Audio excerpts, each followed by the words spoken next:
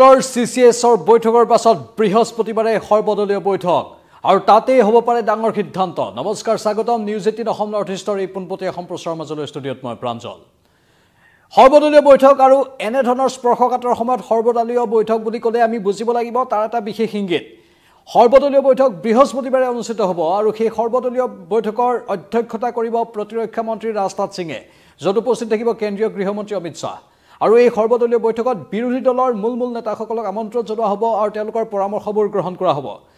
পেহেলগামত পাকিস্তানী সন্ত্ৰাসবাদীৰ ভাৰতীয় লোকৰ ওপৰত আক্ৰমণ, হত্যাযজ্ঞ আৰু তাৰ পাছত আজি CCSৰ বৈঠক। CCSৰ বৈঠকৰ পাছত বৃহস্পতিবাৰে সৰ্বদলীয় বৈঠক। সেই সৰ্বদলীয় বৈঠকৰ বিশেষ তাৎপৰ্য আছে বুলি সকলোৱে মন্তব্য প্ৰকাশ কৰিছে। কাৰণ এনেধৰণৰ স্পৰ্শকাতৰ সময়ত যেতিয়াই সৰ্বদলীয় বৈঠক অনুষ্ঠিত কৰা হয় তেতিয়াই বুজিব লাগিব যে এই সমগ্ৰ পৰিৱেশটো অন্যফালে ঢাল খাবলৈ গৈ আছে। আমি সৰ্বদলীয় বৈঠকৰ খবৰ আপোনালোকক জনাম, কিন্তু ইতিমধ্যে CCS বৈঠকৰ খবৰ আপোনালোকে গমেই পাইছে। CCS বৈঠকত বহুকেইটা সিদ্ধান্ত লোৱা হৈছে, য'ত পাকিস্তানী নাগৰিকসকলৰ ভিছা বাতিল কৰা হৈছে। সাৰ্কৰ অন্তৰ্ভুক্ত পাকিস্তানে কোনো সা সুবিধা নাপাব সেই কথাও কোৱা হৈছে। লগতে ভাৰতত থকা পাকিস্তানৰ উচ্চায়ুক্তৰ কাৰ্যালয় খালী কৰাৰ নিৰ্দেশ দিয়া হৈছে। এই উচ্চায়ুক্তৰ কাৰ্যালয়ত স্থলসেনা, নৌসেনা বা বায়ুসেনাৰ যিসকল জোৱান বিষয়া আছে তেওঁলোককো ভাৰতৰ পৰা যাবলৈ নিৰ্দেশ দিয়া হৈছে। 48 ঘণ্টাৰ ভিতৰত ভাৰতৰ পৰা প্ৰতিগৰাকী পাকিস্তানী নাগৰিক যাব লাগিব সেই কথাটো কোৱা হৈছে। আৰু সবাতোকৈ গুৰুত্বপূৰ্ণ যিটো সিদ্ধান্ত, অতি কঠোৰ সিদ্ধান্ত, যেহেতু ৱাঘা সীমান্ত বন্ধ কৰি দিয়া, তাৰ লগতে হিন্দু জল চুক্তি, যি সেই হিন্দু জল চুক্তিৰ ফলত ভাৰতৰ পৰা যোৱা পানী পাকিস্তানৰ নাগৰিকে লাভ কৰে, সেই জল চুক্তি অৰ্থাৎ ভাৰতৰ পানী, সিন্ধু নদীৰ সেই পানী পাকিস্তানলৈ এৰি দিয়াৰ যিটো প্ৰক্ৰিয়া আছে তাত বৰ্তমান বাধা দিয়া হ'ব। সেই পানী এতিয়া নাপাব। তাত এই সমগ্ৰ যি বুজাবুজি চুক্তি আছে সেই বুজাবুজি চুক্তি স্থগিত কৰা হৈছে। এটা কঠোৰ সিদ্ধান্ত, অত্যন্ত কঠোৰ সিদ্ধান্ত আজি CCSৰ বৈঠকত ভাৰত চৰকাৰে গ্ৰহণ কৰিলে। প্ৰধানমন্ত্ৰীৰ অধ্যক্ষতাত বুধবাৰে এই CCSৰ বৈঠক অনুষ্ঠিত হ'ল, য'ত কেন্দ্ৰীয় গৃহমন্ত্ৰী, প্ৰতিৰক্ষা মন্ত্ৰী, বিদেশ মন্ত্ৰী আৰু আন নেতাসকলে, আন মন্ত্ৰীসকলে অংশগ্ৰহণ কৰিলে। আৰু সেই বৈঠকৰ সিদ্ধান্ত এয়া। বৈদেশিক পৰিক্ৰমা মন্ত্ৰালয়ৰ সচিবে সংবাদমেল সম্বোধন কৰি পাছত এইখিনি কথা অৱগত কৰে। আৰু তাৰ পাছত সৰ্বদলীয় বৈঠক বৃহস্পতিবাৰে সৰ্বদলীয় বৈঠক অনুষ্ঠিত হ'ব বুলি কোৱা হৈছে। সেই সৰ্বদলীয় বৈঠকৰ অধ্যক্ষতা কৰিব প্ৰতিৰক্ষা মন্ত্ৰী ৰাজনাথ সিঙে আৰু লগত উপস্থিত থাকিব কেন্দ্ৰীয় গৃহমন্ত্ৰী অমিত শ্বাহ। সমান্তৰালভাৱে বিৰোধী দলৰ আন নেতাসকল বা আন যিবোৰ ৰাজনৈতিক দল আছে, বিজেপিৰ সৈতে থকা, NDAৰ সৈতে থকা বা বিৰোধী শিবিৰত থকা প্ৰতিটো ৰাজনৈতিক দলৰ নেতাসকলক তালৈ আমন্ত্ৰণ জনোৱা হ'ব। আৰু তাতেই বৰ্তমান যি পৰিস্থিতি হৈছে সেই পৰিস্থিতি সন্দৰ্ভত কিছু পৰামৰ্শ গ্ৰহণ কৰা হ'ব আৰু তেওঁলোককো কি সিদ্ধান্ত ল'ব পৰা যায় সৰ্বদলীয় বৈঠকৰ প্ৰতিনিধিসকলক সেই সিদ্ধান্তখিনি অৱগত কৰা হ'ব। আৰু এই সিদ্ধান্তৰ যি আলাপ আলোচনা যি হ'ব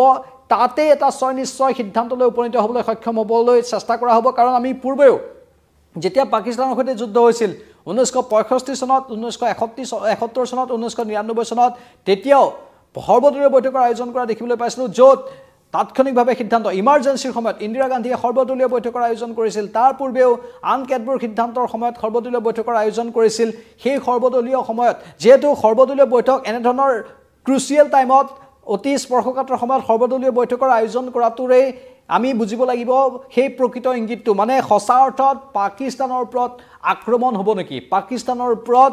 অন্য ধৰণৰ অধিক শক্তিশালী চাৰ্জিকেল ষ্ট্ৰাইক নহয়, তাতোকৈ অধিক শক্তিশালী ৰূপত আক্ৰমণ কৰাৰ সিদ্ধান্ত ভাৰত চৰকাৰে গ্ৰহণ কৰিছে নেকি, যিটো সৰ্বদলীয় বৈঠকত প্ৰতিটো ৰাজনৈতিক দলৰ নেতাসকলক জনোৱা হ'ব, অৱগত কৰা হ'ব। আৰু এই সন্দৰ্ভত তেওঁলোকৰো পৰামৰ্শ গ্ৰহণ কৰা হ'ব। তেওঁলোকে কি পৰামৰ্শ দিয়ে, কোনোবাই হয়তো এই প্ৰস্তাৱবোৰ অগ্ৰাহ্য কৰিব, কোনোবাই হয়তো বাধা দিব, কোনোবাই হয়তো সমৰ্থন কৰিব। কাইলৈৰ দিনটো, বিশেষকৈ বৃহস্পতিবাৰ দিনটো অত্যন্ত গুৰুত্বপূৰ্ণ হ'ব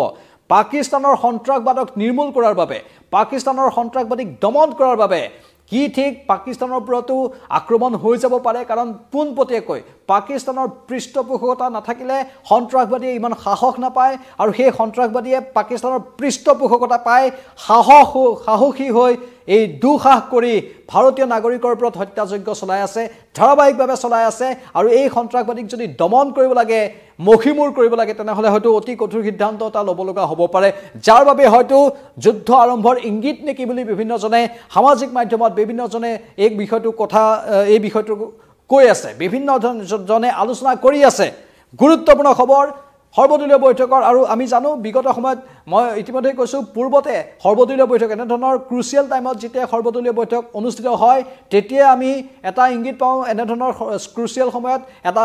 বিশেষ সিদ্ধান্ত কেন্দ্ৰীয় চৰকাৰে গ্ৰহণ কৰে যে আমি হয়তো কাৰোবাক আক্ৰমণ কৰিব লগা পৰিস্থিতিৰ উদ্ভৱ হৈছে বা তেনেধৰণৰ অতি জৰুৰী অৱস্থাৰ সূচনা হৈছে যাৰ বাবে সৰ্বদলীয় বৈঠকৰ আয়োজন কৰিছোঁ পূৰ্বৰ প্ৰতিটো ইতিহাসৰ পাতে পাতে লুটি আছিলে আপোনালোকে গম পাব ঠিক যদি এনেকুৱা ধৰণৰ ক্ৰুচিয়েল টাইমত এনেধৰণৰ সৰ্বদলীয় বৈঠকৰ আয়োজন কৰে তেনেহ'লে তাৰ ইংগিত বহুকেইটা দিশত থাকে আৰু সেই ইংগিতটো হয়তো হ'ব পাৰে কি ঠিক পাকিস্তানৰ দৰে এখন দেশক অধিক উগ্ৰপন্থী বা সন্ত্ৰাসবাদী যাতে তেওঁলোকে সৃষ্টি কৰিব নোৱাৰে তাৰ বাবে এহিকনি দিয়াৰ এটা প্ৰয়াস তেনেকুৱা হ'ব পাৰে বুলি সন্দেহ কৰা হৈছে কিন্তু বৃহস্পতিবাৰৰ এই সৰ্বদলীয় বৈঠকখন অত্যন্ত গুৰুত্বপূৰ্ণ হ'ব আৰু এই সৰ্বদলীয় বৈঠকতে এটা সিদ্ধান্তৰ কথা অৱগত কৰা হ'ব অৱশ্যে সেই সিদ্ধান্তটো কাৰ্যকৰী কৰাৰ ক্ষেত্ৰত বিভিন্ন ধৰণৰ বাধা বিঘিনিও আহিব পাৰে কাৰণ তাত বিভিন্ন দলৰ প্ৰতিনিধি থাকিব সেই প্ৰতিনিধিসকলৰ মত পাৰ্থক্য থাকিব পাৰে এজনৰ মত আনজনৰ সৈতে নিমিলিব পাৰে কিবা কাৰণত যদি যুদ্ধ হয় সেই যুদ্ধৰ সম্ভাৱ্য পৰিস্থিতি বা আশংকাজনক পৰিস্থিতিৰ কথাও বিভিন্ন নেতাই তাত আলোকপাত কৰিব অৱতাৰণা কৰিব তেওঁলোকে ক'ব যদি তেনেধৰণৰ এক পৰিস্থিতি হয় যদি ভাৰতবৰ্ষৰ কেন্দ্ৰীয় চৰকাৰে যদি সিদ্ধান্ত এটা লৈছে যে আমি উপায়ন্তৰ হৈ এতিয়া পাকিস্তানৰ সন্ত্ৰাসবাদক নিৰ্মূল কৰিবলৈ এনে এটা কঠোৰ সিদ্ধান্ত গ্ৰহণ কৰিছোঁ কঠোৰ সিদ্ধান্তটো যেনিবা আমি যেটো ক'ব নোৱাৰোঁ তেওঁলোকে এই সিদ্ধান্ত গ্ৰহণ কৰে কিন্তু সেই সিদ্ধান্তটোৰ কথা কোৱাৰ লগে লগে প্ৰস্তাৱটো দিয়াৰ লগে লগে সৰ্বদলীয় বৈঠকত হয়তো কোনো এটা দলৰ কোনো এগৰাকী নেতাই হয়তো তাৰ ফলত কি পাৰ্শ্বক্ৰিয়া হ'ব পাৰে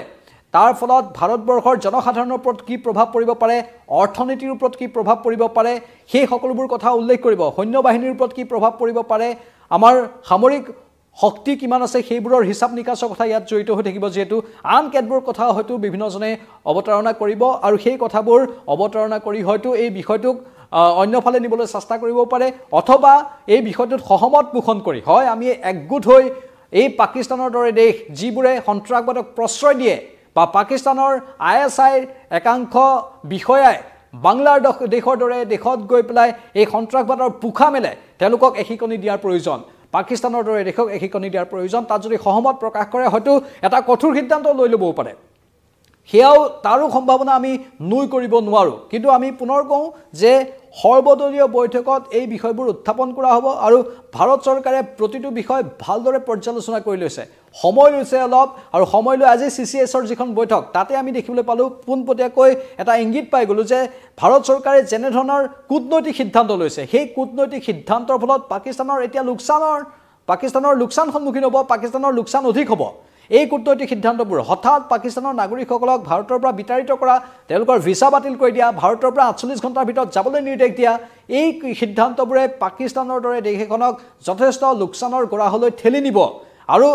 স্বাভাৱিকতে এয়া অত্যন্ত কঠোৰ সিদ্ধান্ত সিন্ধু চুক্তি হঠাৎ স্থগিত কৰি ৰখা সেইটো অত্যন্ত কঠোৰ সিদ্ধান্ত হিচাপে বিবেচিত হৈছে আৰু সেই কঠোৰ সিদ্ধান্ত ল'বলৈ ভাৰতক বাধ্য কৰোৱা হৈছে যেতিয়া ধাৰাবাহিকভাৱে এখন দেশৰ ওপৰত সন্ত্ৰাসবাদী আক্ৰমণ কৰি থাকিব তাকো সেই সন্ত্ৰাসবাদী পাকিস্তানৰ পৃষ্ঠপোষকতা প্ৰাপ্ত তেনেহ'লে এনেধৰণৰ এটা কঠোৰ সিদ্ধান্ত ল'বলৈ ভাৰত বাধ্য হৈ পৰাটোৱে স্বাভাৱিক আমেৰিকা যুক্তৰাষ্ট্ৰই এই ক্ষেত্ৰত কালিতেই ডোনাল্ড ট্ৰাম্পে এটা বাৰ্তা দি কৈছে যে আমি ভাৰতৰ সৈতে আছো সন্ত্ৰাসবাদ নিৰ্মূল কৰাৰ ক্ষেত্ৰত যি সহায় লাগে আমেৰিকা যুক্তৰাষ্ট্ৰই কৰিব বুলি ডোনাল্ড ট্ৰাম্পে কৈছে আনকি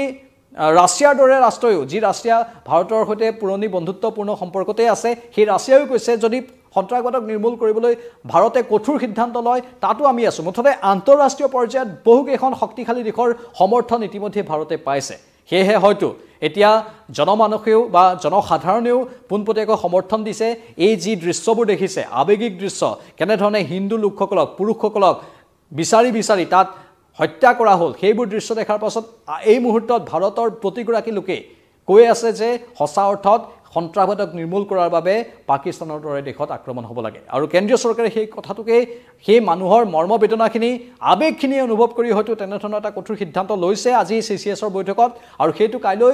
বৃহস্পতিবাৰে পৰ্যালোচনা কৰা হ'ব সৰ্বদলীয় বৈঠকত আৰু সৰ্বদলীয় বৈঠকৰ কি পৰিণাম আহে কি সিদ্ধান্ত আহে তাৰ ওপৰত দেশবাসীৰ দৃষ্টি নিবদ্ধ থাকিব স্বাভাৱিকতে অত্যন্ত গুৰুত্বপূৰ্ণ সিদ্ধান্ত হয়তো হ'ব পাৰে তেনেধৰণৰ এটা ইংগিত আমি পাইছোঁ আৰু সেই ইংগিতটোৰ বাবে আমি এই পোনপটীয়া সম্প্ৰচাৰৰ ব্যৱস্থা কৰিলোঁ এতিয়া বৃহস্পতিবাৰৰ সৰ্বদলীয় বৈঠকৰ ওপৰতে আমাৰ চকু থাকিব এই সন্দৰ্ভত অধিক তথ্য পৰৱৰ্তী সময়ত